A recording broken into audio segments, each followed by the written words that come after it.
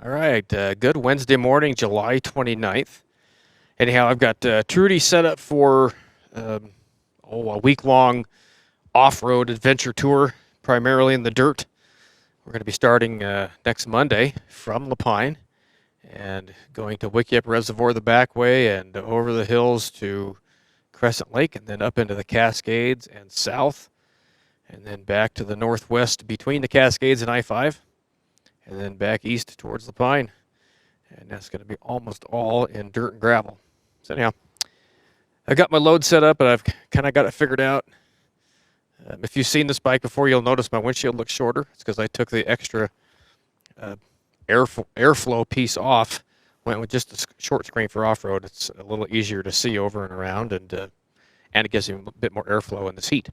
So I'm going to ride out right down the road where we had our wildfire last week, and take a look at that. And that'll be this week's video. So there won't be a video next week because I'm going to be off grid. And so you'll have to catch up to me, at least for midweek messages, the week after next week. And I should be able to capture some pretty good video and photographs on our trip. Okay, let's get Trudy fired up. Just got a fresh oil change yesterday.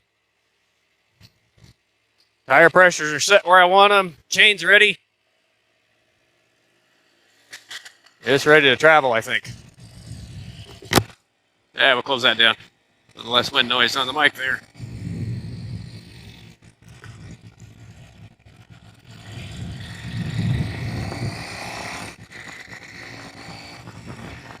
Oh, let's set this up for off-road travel, just for play with it, huh? We're gonna go to rally mode, which has extremely snappy throttle response, and we're gonna change that. Go off-road, which is quite smooth. And we'll go to off-road analog braking.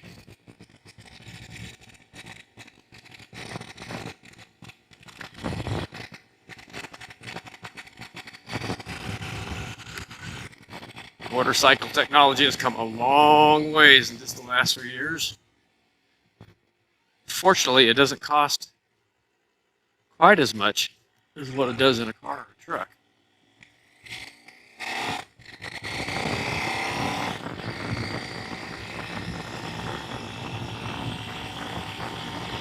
Okay, so this fire that was back here a week and a half ago, known as the Roslyn Road fire, well, because it started pretty close to Roslyn Road, which is what we're on right now. So my neighborhood's right at the edge of it, and as soon as we drop off this pavement, we're in National Forest.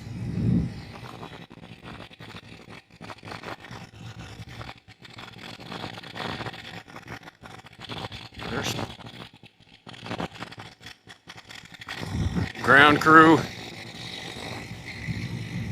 Forest Service firefighters right there. Well, they didn't tell me it was closed, so.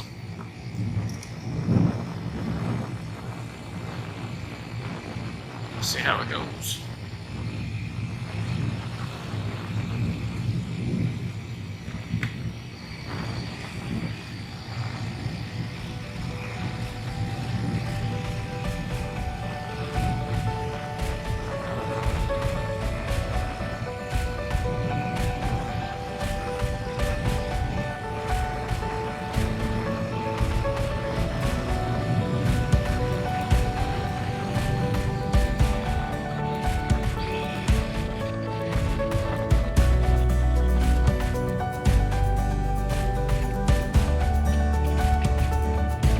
Oh yeah, we want to set our traction control. Okay, so if you see the big number 1 there, that's traction control level 1, which is almost off. Which means there's very little computerized interference. 5 is kind of in the middle. Some traction control. I usually run it right around 6, which gives me a hair more than in the middle, but I can still spin the rear tire just a little bit. So Sometimes that makes it easier to turn or to give you power and to loose stuff.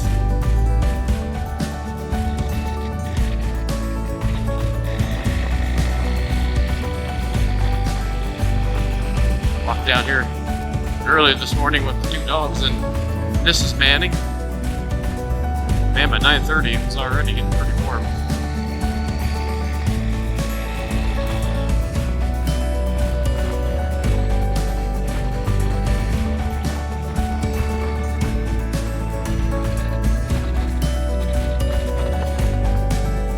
That's a brand new dozer trail right there, fire line trail. So yeah, this started right behind my house.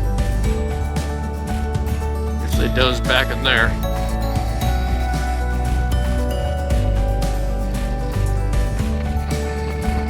Yeah, that's all freshly burned. Started right back in there. Somebody snuck back there and lit a fire. Now, I don't know why you would actually do that. Well, some trees will survive.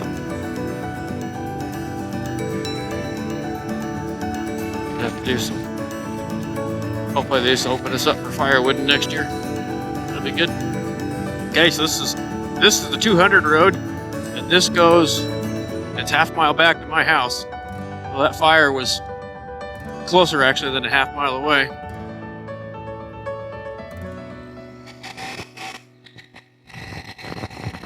Looks like they actually burned down pretty low to the ground.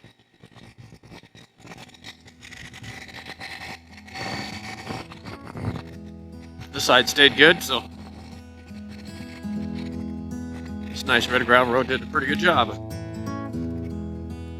stopping that fire from marching on. Okay, got to open the face shield, a little warm there in the sun.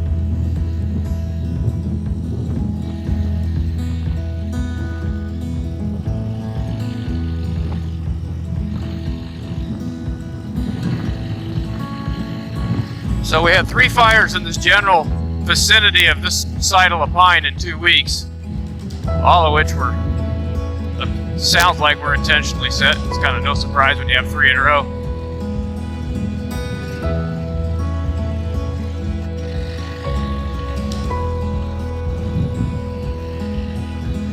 This over here, actually there was a prescribed burn in there a couple years ago, so it didn't burn too bad this time. You see it burnt the ground cover off right there, but about it. That's good. Anyway, there's a firebug out there somewhere, and if you're watching this video, you better hope that you get caught by law enforcement or fire doing something like this and not by some residents. I don't think they're going to take too kindly.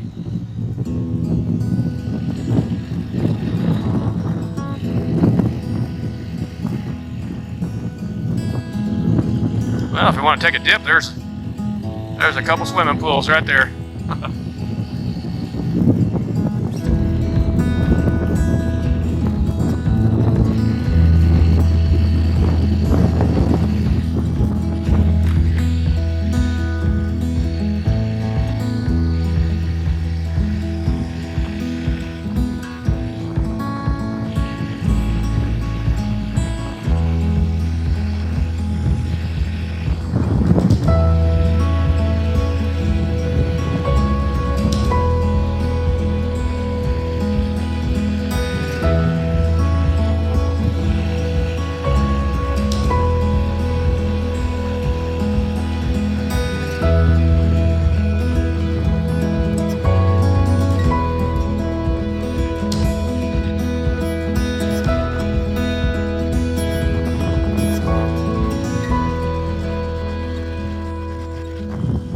I feel like they did a pretty good job catching it right here.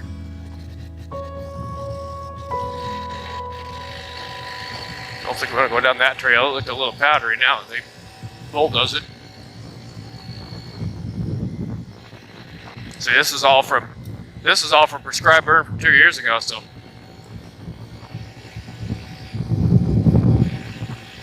Good job, Forest Service.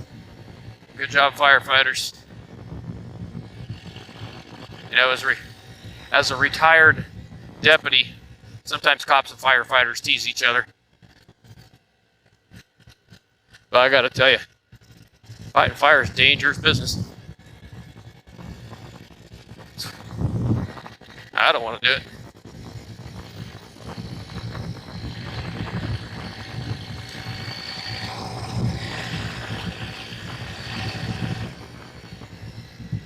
It's dangerous in so many ways. You start breathing that smoke and you do that on a regular basis, you know, you're breathing carcinogens and that causes cancer. I know numerous career firefighters, especially the wildland ones, who either have cancer or had it or have died from it.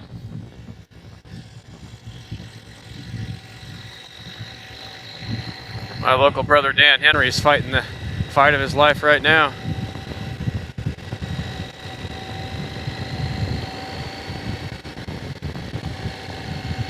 He's a retired firefighter from the, I want to say, Sublimity, Oregon area. So here's to you, Dan. We love you. He's also a fellow National Guard veteran.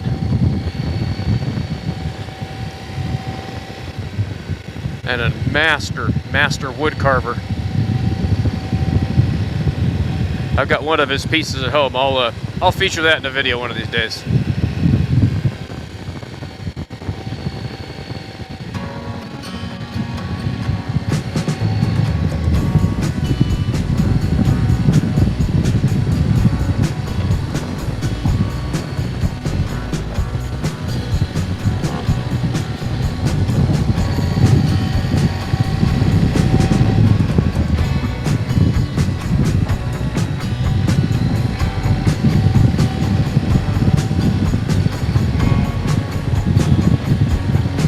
The air show that we got to watch during that fire was pretty incredible. There was a Huey helicopter. Is it a K-Max or K-Mix helicopter? It's just kind of a one-off custom heavy lift helicopter, kind of a weird looking thing. Reminded me of a Cobra gunship without the guns and with counter-rotating top blades. Anyway, 2 helicopters, a spotter plane or 2. It's kind of hard to tell, they were going so fast. A crop duster sized airplane for close-in work, and some kind of 4-engine jet. I didn't recognize what it was. And they were flying those for hours, either right over our house or right behind our house, to come up and fight that fire that's back there. It was pretty neat, and I was glad for them.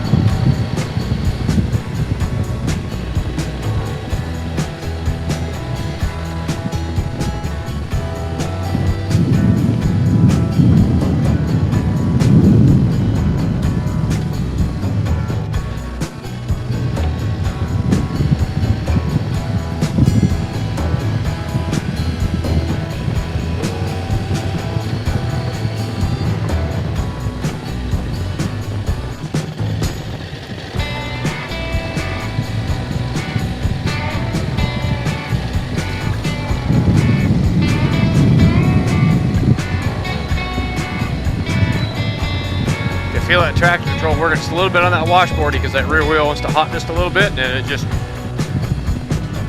keeps it going straight. Well, I was going to take that dusty trail bypass, but there's a 4Runner over there, so I'm going to take the high. Okay, this takes us right to Finley Butte Road, which, going this direction, takes me right to my church office.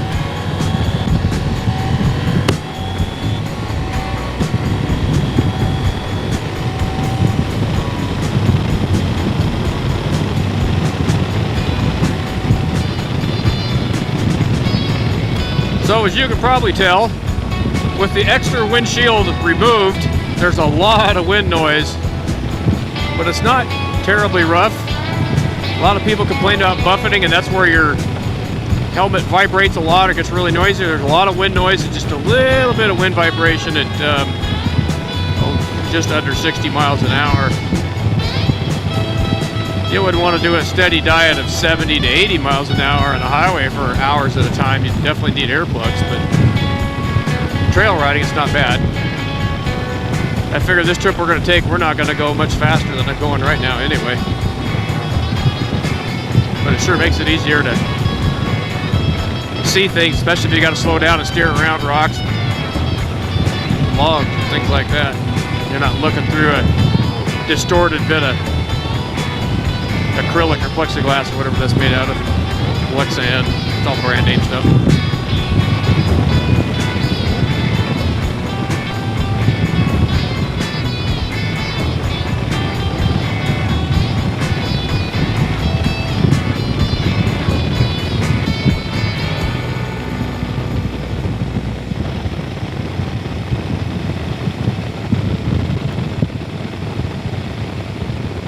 So when that fire occurred a week and a half ago,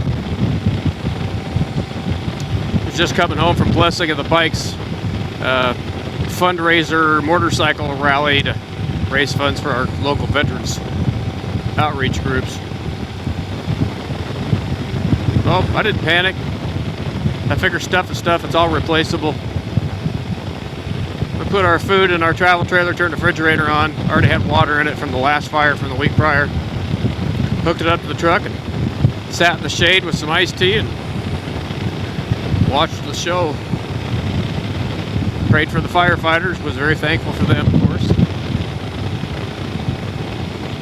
My wife's like, aren't you going to load the motorcycle in the trailer? I'm like, nah, I have insurance. If you lose it, you get another one, right?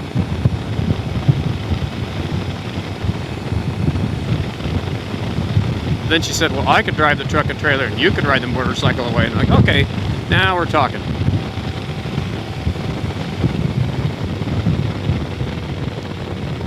Okay, this is the east end of the industrial area of La Pine, for what industry there is. It's all pretty small stuff, really. Garbage company there, and a logging company here. A distillery on the left. That used to be a taxidermy shop. I think it's a distillery now. Auto service place. And then you get to the railroad tracks and you're just about out of it. Off to the left, this big warehouse, Midstate Electric, probably one of the largest employers here in La Pine. Electric Co-op.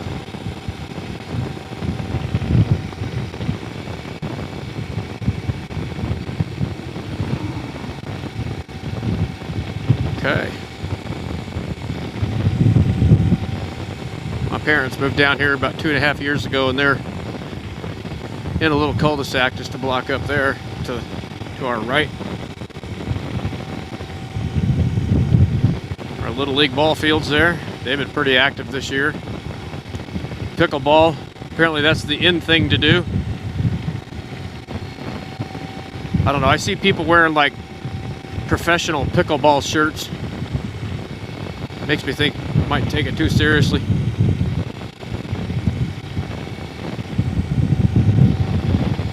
That was our church back there. We got new sidewalks going in, so we got construction. We're remodeling bathrooms to make them ADA compliant finally. And so for those who attend the church and church members, we're seriously considering purchasing nice cushy interlocking chairs to replace the pews in the sanctuary. That gives us a lot more flexibility as far as how we set up our seating. Oh boy, we got us a traffic jam. You know what, I'm going to cheat. We're going to go through the parking lot. We have us a grocery outlet. Not a bad place to get discount groceries. Dollar Tree, not a bad place to get things for $1. Especially if you buy cards. They have name brand, you know, Valentine's Day cards, Christmas cards, Easter cards, name brand cards, and usually, because they're like last year's models, you get 2 of them for 50 cents. So, if you're a card sender, card buyer, and you normally shop those name brand card and Christmas decoration stores, I won't name them, man, you might want to go to Dollar Tree. You buy a lot more for your money.